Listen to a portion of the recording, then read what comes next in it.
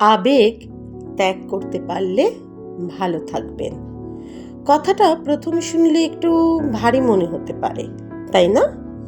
মানব জীবনের একটি অন্যতম প্রধান উপাদান হলো আবেগ বা ইমোশন।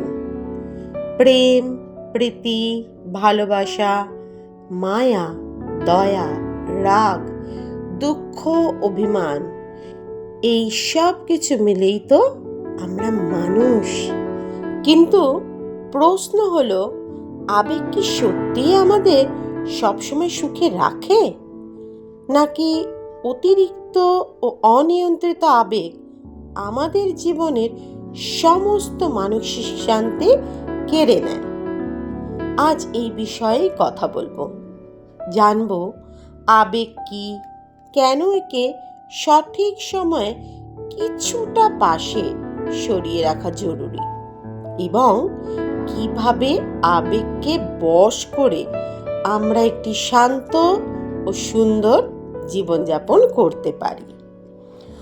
আমরা প্রতিদিন শত শত সিদ্ধান্ত নিই। কিছু সিদ্ধান্ত নিই মাথা দিয়ে, মানে যুক্তি ও বিবেক দিয়ে, আর কিছু সিদ্ধান্ত নিই হৃদয় দিয়ে, মানে আবেগ দিয়ে। আবেগ হলো সমুদ্রের ঢেউয়ের মতো। এটি যখন আসে আমাদের যুক্তির নৌকাকে ভাসিয়ে নিয়ে যায়। যখন আমরা অতিরিক্ত আবেগপ্রবণ হয়ে পড়ি, তখন সঠিক ও ভুলের পার্থক্য করার ক্ষমতা আমরা হারিয়ে ফেলি। আবেগ আমাদের কি করে? অতিরিক্ত আবেগ আমাদের অন্ধ করে তোলে। কারো প্রতি অতিরিক্ত ক্ষোভ থেকে আমরা এমন কথা বলে ফেলি বা বাজে কাজ করে বসি, যার জন্য সারাটা জীবন অনুশোচনা করতে হয়। আবার কারো প্রতি অতিরিক্ত অন্ধ ভালোবাসা বা মায়া আমাদের অন্যায়ের প্রতিবাদ করতে দেয় না। আবেগের সবচেয়ে বড় সঙ্গী হলো প্রত্যাশা। আমরা মানুষের কাছ থেকে অনেক কিছু আশা করি। যখন সেই আশা পূর্ণ হয় না, তখন জন্ম নেয় গভীর দুঃখ আর হতাশা। অথচ আমরা যদি আবেগকে কিছুটা লাগাম পরিয়ে যুক্তির চোখে দেখতাম, তবে বুঝতে পারতাম পৃথিবীর সবাই আমাদের মন মতো চলবে না। সংক্ষেপে, আবেগ খারাপ নয়, কিন্তু অন্ধ আবেগ হলো একটা গাড়ি যার ব্রেক ফেল করেছে। সেই গাড়িতে চললে দুর্ঘটনা একদম নিশ্চিত।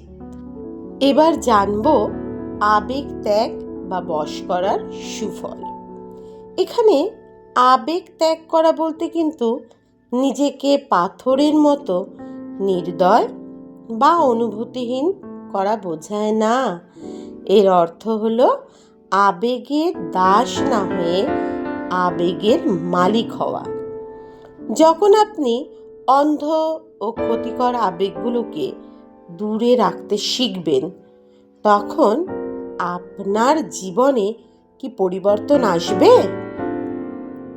যে ব্যক্তি আবেগে ভেসে যান না, তাকে কেউ সহজে উত্ত্যক্ত করতে পারে না। কেউ অপমান করলে তিনি সঙ্গে সঙ্গে রেগে আগুন হন না, বরং শান্ত মাথায় ভাবেন, এই অপমান কি সত্যি আমার মূল্য কমিয়ে দিল? উত্তর যদি না হয়, তবে তিনি শান্ত থাকেন। সঠিক সিদ্ধান্ত নেওয়ার ক্ষমতা, ব্যবসা, চাকরি, পড়াশোনা কিংবা জীবনের যে কোনো গুরুত্বপূর্ণ মোড়ে আবেগের বশে নেওয়া সিদ্ধান্ত বেশিরভাগ সময় ভুল হয়। আবেগ ত্যাগ করে যুক্তির আশ্রয় নিলে সিদ্ধান্তগুলো সঠিক হয় এবং ভবিষ্যতে আফসোস করতে হয় না। শুনে অবাক লাগলেও সত্যি, অতিরিক্ত মায়া বা ভালোবাসার আবেগ অনেক সময় সম্পর্ককে দম বন্ধ করে ফেলে। যখন আপনি আবেগকে নিয়ন্ত্রণে এনে মানুষকে স্বাধীনভাবে বাঁচতে দেবেন, তখন সম্পর্কগুলো আরও পরিপক্ক ও দীর্ঘস্থায়ী হবে। কিভাবে আবেগের দাসত্ব থেকে মুক্ত হবেন? এবার আসি সেই কথায়। আমরা কিভাবে অতিরিক্ত আবেগের হাত থেকে নিজেদের মুক্ত করব?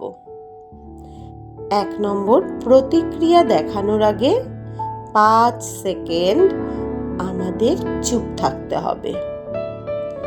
যখনই রাগ, দুঃখ বা অতি উৎসাহ আসবে, তাৎক্ষণিক প্রতিক্রিয়া দেবেন না। নিজেকে কিছুটা সময় দিন, যুক্তি দিয়ে চিন্তা করুন। এই আবেগের বশে কাজ করলে আমার কি লাভ বা ক্ষতি হবে, এই চিন্তাটা আপনি করুন। 2 নম্বর, বাস্তবতাকে মেনে নেওয়া। পৃথিবীতে সবকিছু আপনার নিয়ন্ত্রণে থাকবে না। মানুষ বদলাবে, পরিস্থিতিও বদলাবে। আবেগপ্রবণ মানুষ পরিবর্তন মেনে নিতে পারে না, তার জন্য তারা কষ্ট পায়। কিন্তু বাস্তববাদী মানুষ পরিবর্তনকে মেনে নিয়ে এগিয়ে যায়। 3 নম্বর, প্রত্যাশা শূন্যে নামিয়ে আনুন। কারো কাছে কিছু আশা করবেন না। আপনি যা করছেন নিজের মন থেকে করুন। বিনিময়ে কিছু ফেরত পাওয়ার মানসিকতাকে পুরোপুরি ত্যাগ করুন। প্রত্যাশা যত কমবে, কষ্ট পাওয়ার সম্ভাবনাও তত কমবে। জীবনটা একটা দাবা খেলার মতো।